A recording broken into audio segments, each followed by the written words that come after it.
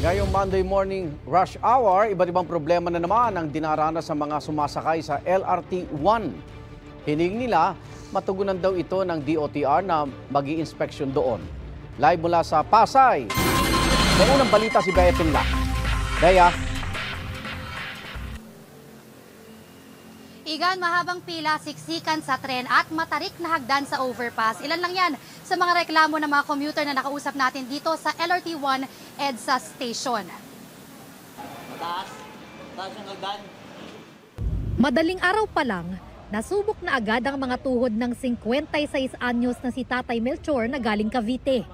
Matarik kasi ang hagdan sa dadaanan niyang overpass mula LRT-1 EDSA patawid para sumakay ng MRT-3. May buhat pa siyang mga gamit. Biyahing Mandaluyong si Tatay Melchor para ihatid ang anak niya sa trabaho. Nakakapagod sa pagtaas. Pag Monday, medyo siksikan dito, masyado mataas. Sumakit nga yung tuhod ko.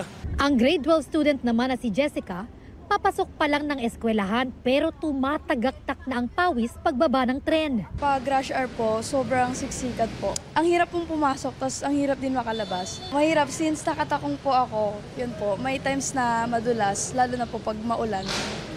So ayun po, bukod sa masakit sa paa yun, nakakabad din po humakbang. Si Joshua naman napapasok pa lang ng trabaho, may dala ng portable fan para iwas pawis sa commute ngayong umaga. Yung pila po, lalo na po pag-uwian kapag rush hour. Yung inaakyat pa yan, nakakapagod lalo na pag galing sa trabaho. Lalo na po yung pag may nagmamadali po, tas nag-uunahan sa pag-tap ng beep card, tas sa pagpasok po ng LRT. I-inspeksyonin ni Transportation Secretary Vince Dizon ng LRT-1 EDSA Station ngayong umaga.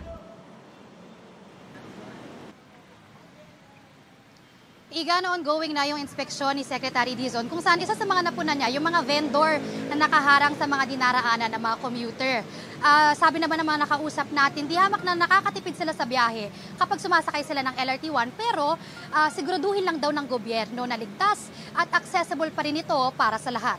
At yan ang unang balita mula rito sa Pasay. Bea Pinlac para sa GMA Integrated News. Igan, mauna ka sa mga balita, mag-subscribe na sa GMA Integrated News sa YouTube para sa iba't ibang ulat sa ating bansa.